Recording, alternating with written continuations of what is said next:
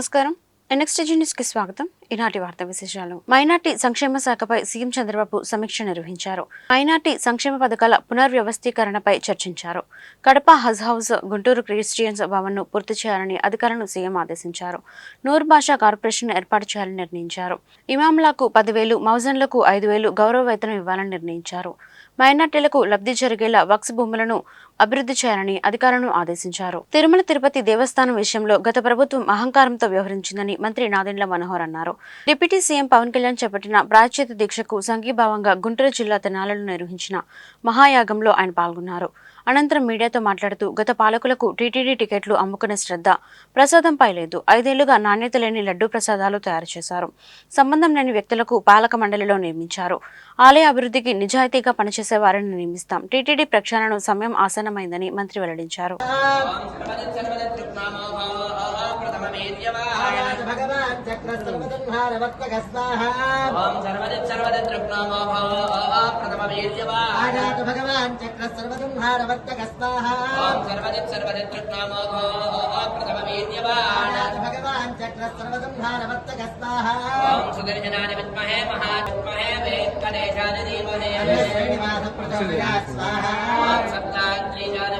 శ్రీవారి ఆలయం విషయంలో జరిగిన దోషాలకు ప్రాయశ్చిత్తంగా శాంతి హోమం చేసినట్లు టీటీడీ ఈవో శ్యామలరావు తెలిపారు.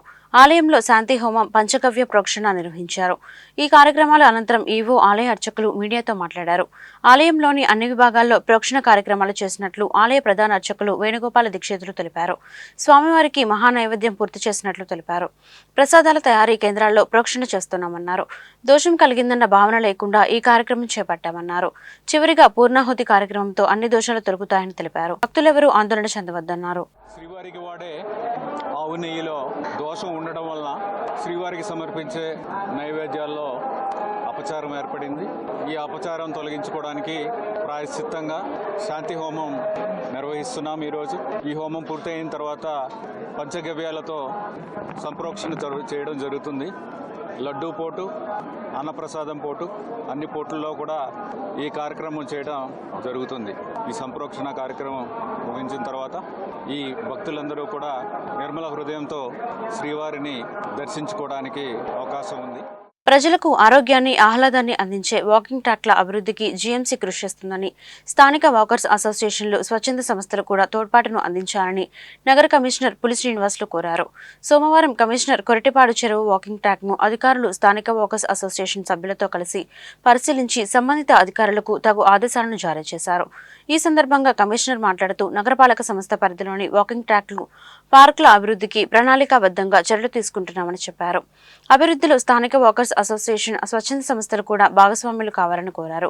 సుమారు 20 ఎకరాల్లో ఉన్న కొరటిపాడు చెరువులో చేపట్టిన అభివృద్ధి పనులు అసంపూర్ణంగా ఉన్నాయని అన్నారు.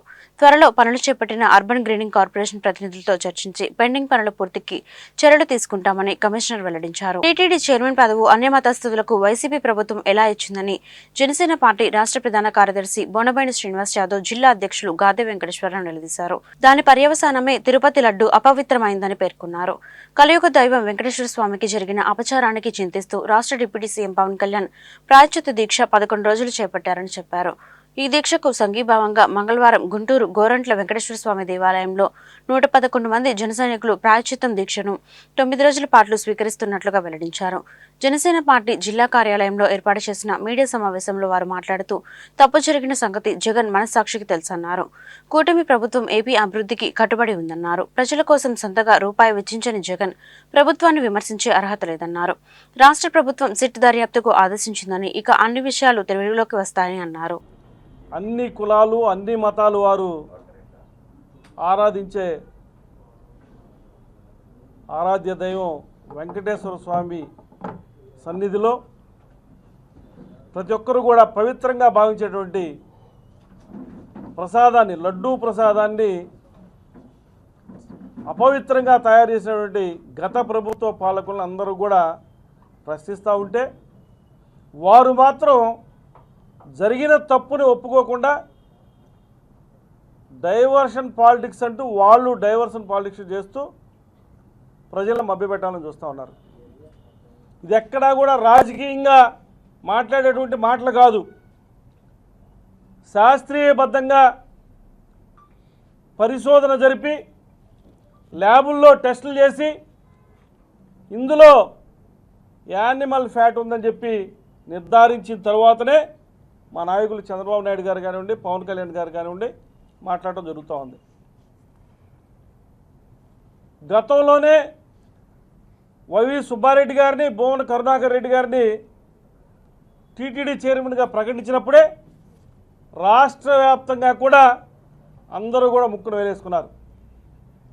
అన్య మతస్థులకి టీటీడీ చైర్మన్ పదవి ఇవ్వచ్చా, మీరు ఎలా ఇచ్చారు, ఏ ప్రాతిపదికన ఇచ్చారని చెప్పి అడగడం జరిగింది. కానీ ప్రజలంటే లెక్కలేనటువంటి ప్రభుత్వం, అప్పటి ప్రభుత్వం జగన్మోహన్ రెడ్డి యొక్క ప్రభుత్వం వారినే కొనసాగించింది. దాని పర్యవసానమే ఈ రోజున 5 సంవత్సరాల పాటు తిరుపతి లడ్డు అపవిత్రమైంది. వారు తప్పు చేసినా కూడా, ప్రజల్ని మభ్యపెడుతున్నా కూడా మా నాయకుడు పవన్ కళ్యాణ్ గారు ప్రభుత్వం తరఫున ప్రజలందరినీ కోరుతూ ఉన్నారు. అందరూ కూడా మనం ప్రాయశ్చిత్త దీక్ష చేపట్టాలని ఆ దేవదేవుడిని కోరుకుంటూ ఆయన నిన్న ప్రాయశ్చిత్త దీక్ష చేపట్టడం జరిగింది.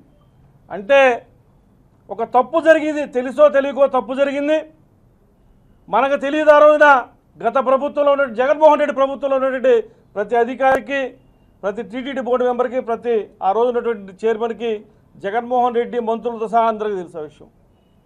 వారు చేసిన తప్పులకి మనం ఈ రోజున ప్రాయశ్చిత్త దీక్ష చేసి దేవదేవుని వేడుకుందాం, ఆ తప్పును క్షమించమని ప్రజలందరి తరపున అని చెప్పి ఆయన ఒక దీక్ష చేపట్టాం. ప్రకృతిని ఎదుర్కొన్నాం. అలానే గతంలో చేసినటువంటి మారణ హోమాన్ని ఏ రకంగా సరిచేయాలి అనే ఒక ఆలోచనతో ముందుకెళ్తూ ఉన్నాం. ఇవన్నీ జరుగుతున్నప్పుడు గతంలో ముఖ్యమంత్రిగా చేసినటువంటి వ్యక్తికి ఉన్నటువంటి మీడియా ద్వారా ఈ కూటమి ప్రభుత్వం మీద ఏ రకంగా అపనందలు వేయాలి అని రోజు ఆ ఛానల్లో కానీ, ఆ వార్తాపత్రికలో కానీ వస్తున్నటువంటి అసత్య ఆరోపణల్ని ఖచ్చితంగా ఖండించాలి. కాబట్టి ఈ 100 రోజులైన సందర్భంగా ఇది మంచి ప్రభుత్వం అనే ఒక కార్యక్రమాన్ని కూడా కూటమి ప్రభుత్వం తీసుకుని ప్రజలకి ఈ 100 రోజుల్లో జరిగిన విషయాలు, గతంలో ఆ ప్రభుత్వం చేసినటువంటి తప్పిదాలని చెప్పవలసిన బాధ్యత ఒక ప్రజాస్వామ్యంలో ఉన్నటువంటి ప్రభుత్వంలో ఉన్నటువంటి నాయకులు చేయవలసినటువంటి కర్తవ్యం. కాబట్టి మేము ఆ 100 రోజుల ప్రోగ్రాం కూడా తీసుకున్నాం. దీంట్లోనే వాళ్ళు చేసినటువంటి పాపాలన్నీ బయటికి తీసే కార్యక్రమం కూడా ఒకటి తీసాం. దాంట్లో భాగంగానే ప్రపంచవ్యాప్తంగా ప్రసిద్ధి చెందినటువంటి పుణ్యక్షేత్రం, తెలుగు ప్రజలే కాకుండా ఇటు దక్షిణాదిలో ఉన్నటువంటి రాష్ట్రాల్లో కానీ, అటు ఉత్తరాదిలో ఉన్నటువంటి రాష్ట్ర ప్రజలకు కానీ ఒక నమ్మకం. తిరుమల తిరుపతి దేవస్థానంలో ఉన్నటువంటి వెంకటేశ్వర స్వామి అంటే ఇంకా అల్టిమేట్ అదే. మనిషి ఎప్పుడు కూడా ఏదో స్వర్గం అంటారు, లేదంటే ఏదో పుణ్యకాలం ప్రాప్తించాలని ఏదైతే కోరుకుంటారో, ఇంకా అల్టిమేట్ తిరుపతి అనేదే మనకి ఈ ప్రపంచంలో, ముఖ్యంగా మన దేశంలో ఆ తిరుమల దేవస్థానంకి వెళ్ళి అక్కడ దర్శించుకుని ఆ లడ్డూ ప్రసాదాన్ని తీసుకోవటం అనేదే ఇంకా ఆయనకి ఇదేమంటాం, అది ఫైనల్ ఇంకా ఆయన జీవితంలో. తిరుమల లడ్డు వివాదంపై సుప్రీంకోర్టులో వేరువేరుగా పిటిషన్లు దాఖలయ్యాయి. శ్రీవారి లడ్డు ప్రసాదంపై చంద్రబాబు నిరాధారమైన ఆరోపణలు చేస్తున్నారని, ఆ వ్యాఖ్యలపై దర్యాప్తు జరిపించాలని కోరుతూ రాజ్యసభ మాజీ సభ్యుడు సుబ్రహ్మణ్య స్వామి సర్వోన్నత న్యాయస్థానాన్ని ఆశ్రయించారు. అదేవిధంగా చంద్రబాబు వ్యాఖ్యలపై సుప్రీంకోర్టు రిటైర్డ్ జడ్జితో విచారణ జరిపించేలా ఆదేశాలు ఇవ్వాలని కోరుతూ వైఎస్ఆర్సీపీ రాజ్యసభ ఎంపీ టీటీడీ మాజీ చైర్మన్ వైవి సుబ్బారెడ్డి పీల్ చేశారు. ఈ సందర్భంగా వైవి సుబ్బారెడ్డి తరపున సీనియర్ న్యాయవాది పొన్నవల సుధాకర్ రెడ్డి మాట్లాడుతూ లడ్డూ అంశంపై జరుగుతున్న ప్రచారంలో నిజానిజాలు వెలికితీయాలని అన్నారు. చంద్రబాబు వేసిన సిట్తో నిజాలు బయటకు వచ్చే అవకాశం లేదన్నారు. యానిమల్ ఫ్యాట్ ఉందని చంద్రబాబు చెప్పిన నేపథ్యంలో ఆయన కింద పనిచేసే ఏజెన్సీలు అవే చెప్పే అవకాశం ఉందన్నారు. దీనిపై సుప్రీంకోర్టు రిటైర్డ్ న్యాయమూర్తి పర్యవేక్షణలో ఫుడ్ టెక్నాలజీ నిపుణులతో విచారణ జరిపించాలని డిమాండ్ చేశారు. ఈ రోజు మేము గౌరవ సుప్రీంకోర్టు వారిని ఆశ్రయించడం జరిగింది. ఈరోజు వైవి సుబ్బారెడ్డి గారు గౌరవ సుప్రీంకోర్టులో ఒక పిల్ వేయడం జరిగింది. దాని ఉద్దేశం ఏంటంటే దీనిలో నిజానిజాలేంది, ఈ ప్రచారానికి అడ్డుకట్టేట, దీనిలో నిజం ఉంటే ఇది వెలికి తేలాలి, ఇది ఏ విధంగా బయటికి రావాలి, బాహ్య ప్రపంచానికి తెలవాలంటే మీరేసుకున్న సిట్లు, మీరేసుకున్నటువంటి ఇన్వెస్టిగేటింగ్ ఏజెన్స్ కాదు. ఒక ముఖ్యమంత్రి స్థాయిలో ఒక వ్యక్తి ముఖ్యమంత్రిగా దీనిలో ఎనిమల్ ఫ్యాట్ ఉంది, ఈ వాడినటువంటి లడ్డులు తయారీలో వాడినటువంటి నెయ్యిలో ఎనిమల్ ఫ్యాట్ ఉందని ఒకసారి చెప్పేసిన తర్వాత వారి కింద పనిచేసే ఎనీ ఏజెన్సీ ఆ లైన్ దాటి వేరే విధంగా ఇన్వెస్టిగేషన్ వస్తుందా రాలేదని ముఖ్యమైన ప్రశ్న. అందుకని ఈరోజు సుబ్బారెడ్డి గారు వేసిన పిటిషన్లో ముఖ్య ఉద్దేశం ప్లస్ వారి యొక్క కోరిక ఏంటంటే గౌరవ సుప్రీంకోర్టు విశ్రాంతి న్యాయమూర్తి ద్వారా కానీ కోర్టు వారు నియమించినటువంటి న్యాయమూర్తి గారు వారికి సహకరించేదానికి ఒక expert committee on food technology వారి ఆధ్వర్యంలో కమిటీ వేసి ఇది నిజం బయటికి రావాలనే ఉద్దేశంతో ఈరోజు పిల్ వేయడం జరిగింది. అంతకన్నా ఇంకేం కాదు.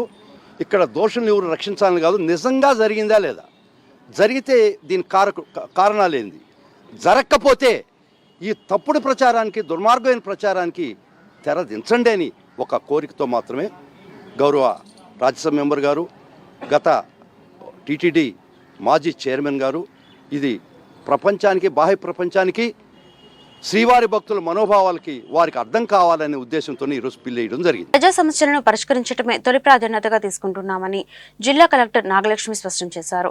స్పందన కార్యక్రమంలో నమోదైన సమస్యలను నిర్ణీత సమయంలోనే అధికారులు పరిష్కరించాలన్నారు. లేని పక్షంలో శాఖపరమైన చర్యలు తప్పవని హెచ్చరించారు. గుంటూరు కలెక్టరేట్ ప్రాంగణంలోని శంకరన్ కాన్ఫరెన్స్ హాల్లో ప్రజా సమస్యల పరిష్కార వేదిక స్పందన కార్యక్రమం సోమవారం జరిగింది. ఈ కార్యక్రమానికి జిల్లా నలుమూలల నుండి వచ్చిన బాధితులు తమ సమస్యలను పరిష్కరించాలని కోరుతూ జిల్లా కలెక్టర్ నాగలక్ష్మికి విజ్ఞాపన పత్రాలు అందజేశారు. ఆయా సమస్యలను తక్షణమే పరిష్కరించాలని సంబంధిత అధికారులను ఆమె ఆదేశించారు. గుంటూరు జిల్లా ప్రతిపాడు మండలం గొట్టిపాడు ఆది ఆంధ్ర గ్రామానికి సంబంధించిన యానిమేటర్ మల్లేశ్వరి 24 డ్వాక్రా గ్రూపులను మోసం చేశారని గ్రూప్ సభ్యులు ఆరోపించారు. నెల నెలా చెల్లించే వాయిదా డబ్బులను బ్యాంకులో యానిమేటర్ జమ చేయలేదన్నారు. సుమారు 15 లక్షలు గోల్మాల్ జరిగాయని, దీనిపై విచారణ జరిపించి తమకు న్యాయం చేయాలని జిల్లా కలెక్టర్కు డ్వాక్రా గ్రూప్ సంఘాల అధ్యక్షులు, కార్యదర్శులు మొరపెట్టుకున్నారు. మాది గుంటూరు జిల్లా ప్రతిపాడు మండలం గొట్టిపాడు మాది. మేము ఆది ఆంధ్ర కాలనీ నుంచి వచ్చాం. మాకు డ్వాక్రాలో అవినీతి జరిగింది. మాకు ఇది కడుతున్నాం, ఏది శ్రీనిధి కడుతున్నాం. మా శ్రీనిధి లేకుండా ఒక నెల కడితే 2 నెలలు కట్టుకుని ఉంటున్నారు. మా డబ్బులు ఏమవుతున్నాయో మాకు తెలియలేదు. మాకు ఇప్పుడు మాది అభ్యస్తమని కడుతున్నాం. మేము సభ్యత్వం డబ్బుల్లో మాకు 7,00,000 ఉండాలి. 7,00,000లో మాకు ఉంది 54,000 ఉంది. ఆ అమౌంట్ ఏమైందనేది మా యానిమేటర్ మాకు చెప్పాలా, ఆ అమౌంట్ మాకు తేలవాలా, మాకు న్యాయం చేయాలి. మీరు ఆది ఆంధ్ర కాలనీ నుంచి వచ్చాం. మేము ఎంతవరకు అమౌంట్ దుర్వినియోగం అవుతుంది? ఎంతవరకు వచ్చిందంటే మేమేం చదువుకోలేదు కదండి. మేమే ఆమె నమ్మి ఆమె కాడే ఇవో పుస్తకాలు మొత్తం ఆమె కాడే ఉంటున్నాయి. మాకైతే తెలీదు ఆమె ఏం చేసిందో ఏం చేస్తుందో మాకైతే తెలీదు. ఓబీల చేత సంతకాలు 1-2 పెట్టించుకుంటుంది, ఖచ్చితంగా సంతకాలు ఆమె పెట్టుకుంటుంది. మీకేం కావాలో చెప్పండి. మాకేం కావాలంటే మా అమౌంట్ అనేది, మేము కట్టిన అమౌంట్ అనేది ఏమైంది, మాకు ఆ అమౌంట్ మాకు కావాలా, మాకు తేలవాలా. మా సభ్యత్వం డబ్బులు, శ్రీనిధి డబ్బులు, ఈ అమౌంట్ ఏం చేస్తుంది అనేది, యానిమేటర్ గారు ఏం చేస్తుంది అనేది మాకు కావాలా. మాకు అవినీతి జరిగింది, మాకు న్యాయం చేయాలి. అదండి, మేము లోన్లు తీసుకుంటున్నాము, నెల కట్టుకుంటున్నాము, కడుతున్నాము కానీ మాకు ఇంకా బాకీ చూపిస్తుంది. మేము ఇచ్చిన అమౌంట్ మళ్ళీ ఆమె తిరిగి అక్కడ వేయకుండా కట్టాల్సిన వాళ్ళకి కట్టుతుందో ఏం చేస్తుందో ఆమెకే తెలియాలా. మా పెట్టలో మళ్ళీ బాకీ చూపిస్తుంది. దానిలో ఆ బాకీ ఎందుకు ఉంటుంది, మేము కడుతున్నాం కదా నెలకి, ఆ బాకీ అనేది ఎందుకు జరుగుతుంది? ఎన్ని నెలల నుంచి కట్టినట్టు చూపిస్తుంది బ్యాంకులో? 3 నెలలు 4 నెలలు చూపిస్తుంది. నెల కట్టుకుంటా వస్తున్నాం. ఇప్పుడు నాది 2 నెలలు అండి. నన్ను 6,500 కట్టమంది. 2 నెలలు కట్టేది ఎంత? 5,000 కట్టేది. 6,500 కట్టమంది నన్ను. 2 నెలలకు 6,500 ఎందుకు కట్టాలండి నేను? అయినా కట్టాను, నాకు తెలియదు, నాకు చదువు లేదు. ఆమె ఎంత అడిగింది అంత కట్టేసా నేను. నాకైతే చదువు లేదు. ఆమె ఎంత అడిగితే ఎంత కడుతున్నాను. ఏం పేరు యానిమేటర్? పి మల్లేశ్వరి. ప్రజల కోసం నిరంతరం కష్టపడే నాయకుడు సీఎం చంద్రబాబుని మంత్రి టీజీ భరత్ అన్నారు. కర్నూలులో నిర్వహించిన ఇది మంచి ప్రభుత్వం కార్యక్రమంలో ఆయన మాట్లాడారు. ఎన్డీఏ కూటమి 100 రోజుల పాలనలో ప్రజలు చాలా సంతృప్తిగా ఉన్నారన్నారు. సీఎం చంద్రబాబు, మంత్రి లోకేష్ తమ జీవితాలను ప్రజాసేవకే అంకితం చేశారని చెప్పారు. ఓర్వకల్లు ఇండస్ట్రియల్ హబ్ కు పరిశ్రమలను తీసుకొస్తామన్నారు. చంద్రబాబు సీఎంగా ఉండటం వల్లే వరదల నుంచి ప్రజలు త్వరగా బయటపడ్డారని భరత్ చెప్పారు.